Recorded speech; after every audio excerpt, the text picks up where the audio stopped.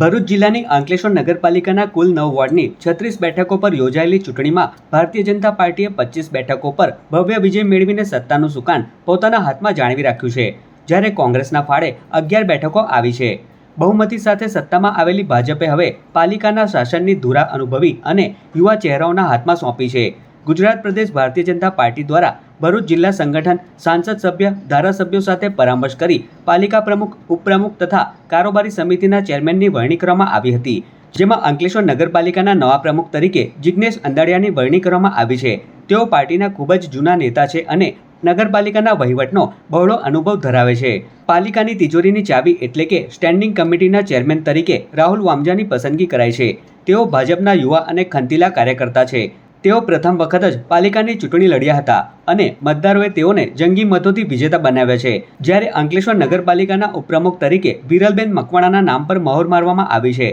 તેઓ એક શિક્ષિત, સૂઝબૂઝવાળા અને સફળ મહિલા યુવા નેતા તરીકે ઓળખાય છે. અત્રે ઉલ્લેખનીય છે કે ભાજપે અનુભવી જિગ્નેશ અંદાડિયા, ખંતીલા કાર્યકર્તા રાહુલ વામજા અને યુવા ચહેરા વિરલબેન મકવાણાને સાથે રાખીને અંકલેશ્વરના વિકાસને નવી ગતિ આપવાનો પ્લાન તૈયાર કરી લીધો છે. હવે જોવાનું એ રહેશે કે આ નવી ટીમ અંકલેશ્વરના નાગરિકોની અપેક્ષાઓ પર કેટલી ખરી ઉતરે છે. જે ભરૂચ જિલ્લા સંગઠન, અંકલેશ્વર શહેર સંગઠન, ધારાસભ્યશ્રીઓ, સાંસદશ્રીઓ સાથે પરામર્શ કરી આજે જે નગરપાલિકામાં પ્રમુખ અને ઉપપ્રમુખની વરણી કરવાની જે પ્રક્રિયા હતી એના ભાગરૂપે આજરોજ પ્રમુખ તરીકે જિગ્નેશભાઈ અંદાડિયાને નામનો મેન્ડેટ આવેલ છે. સાથે જ ઉપપ્રમુખ તરીકે વિરલબેન મકવાણા એમનો મેન્ડેટ આવેલ છે. મારી સાથે આ પ્રક્રિયામાં અંકલેશ્વરના પૂર્વ પ્રમુખ અને જિલ્લાના અગ્રણી એવા સંદીપભાઈ, આશીષભાઈ મોદી સાથે આ મેન્ડેટ પ્રક્રિયામાં રહ્યા છે. ગુજરાત પ્રદેશ ભારતીય જનતા પાર્ટી દ્વારા જે નામો નક્કી કર્યા છે અને આજે અમે સૌ સભ્યોની સામે મૂક્યા છે અને સર્વે આ નામને સંમતિ આપી છે અને પ્રક્રિયા પૂર્ણ કરેલ છે.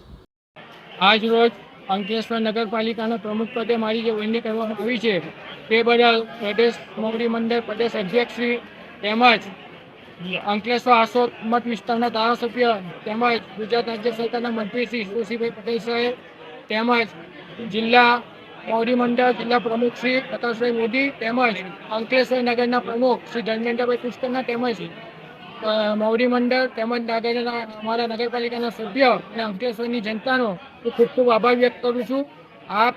આ સમયે એટલું પણ અંકલેશ્વરના મતદાર વિસ્તારોના અંકલેશ્વર મતમાં અમને વિશ્વાસ આપવા માંગુ છું કે વિકાસની આ ગતિ રોકાશે નહીં અને આવી રીતે ચાલ્યા કરશે. આ સમયે આજે હું આ બાહેધરી આપું છું. આજ રોજ અંકલેશ્વર નગરપાલિકામાં પ્રમુખ, ઉપપ્રમુખ અને ચેરમેનની ઘોષણા કરી છે, ત્યારે મને ચેરમેન તરીકે ભૂમિકા આપી છે, તો પાર્ટીનો ખૂબ ખૂબ આભાર છે. અને કાર્યકર્તા તરીકે ભારતીય જનતા પાર્ટીના તમામ કાર્યકર્તાઓનો બી ખૂબ ખૂબ આભાર છે કે જેમને ખૂબ સાથ સહકાર આપ્યો છે. અને પ્રદેશ મોવડી મંડળ અને જિલ્લા પ્રમુખ શ્રી પ્રકાશભાઈ, ઈશ્વરભાઈ પટેલ અને મહામંત્રીઓ શ્રી ખૂબ ખૂબ મને સહકાર આપ્યો છે, તે બદલ બધાનો ખૂબ ખૂબ આભાર છે. આજરોજ અંકલેશ્વર નગરપાલિકાના ઉપપ્રમુખ પદે મારી નિમણૂક કરવામાં આવી. મારા પર જે વિશ્વાસ મૂક્યો તે બદલ હું અંકલેશ્વર હાંસોડના ધારાસભ્ય શ્રી, રાજ્ય સરકારના મંત્રી શ્રી ઈશ્વરસિંહ પટેલ સાહેબ, ભારતીય જનતા પાર્ટી ગુજરાત પ્રદેશ ભારતીય જનતા પાર્ટી ભરૂચ જિલ્લો, અંકલેશ્વર શહેર ભારતીય જનતા પાર્ટીના પ્રમુખ સહિત તમામ હોદ્દેદારોનો હું ખૂબ ખૂબ આભાર વ્યક્ત કરું છું.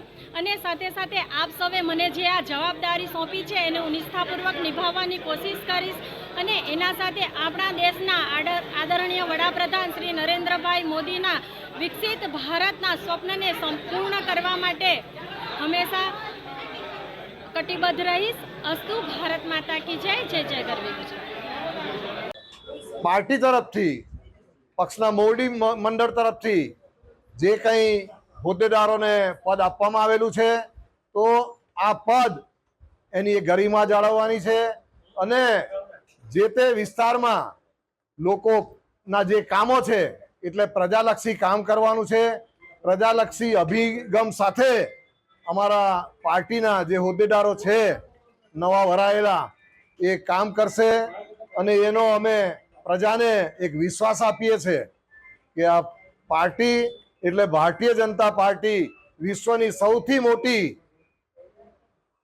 કાર્યકરોની સંખ્યા ધરાવતી પાર્ટી છે અને એમાં આજે અહીં અંકલેશ્વર મુકામે પણ જે હોદ્દેદારોની નિમણૂક કરવામાં આવેલી છે આ તમામ હોદ્દેદારો સાથે તમામ ચૂંટાયેલા સભ્યોને સાથે લઈને ચાલશે અને અંકલેશ્વરનો પણ ભવ્યાતિ ભવ્ય વિકાસ કરશે એવી અભ્યર્થના સાથે જય ભારત માતા કી જય.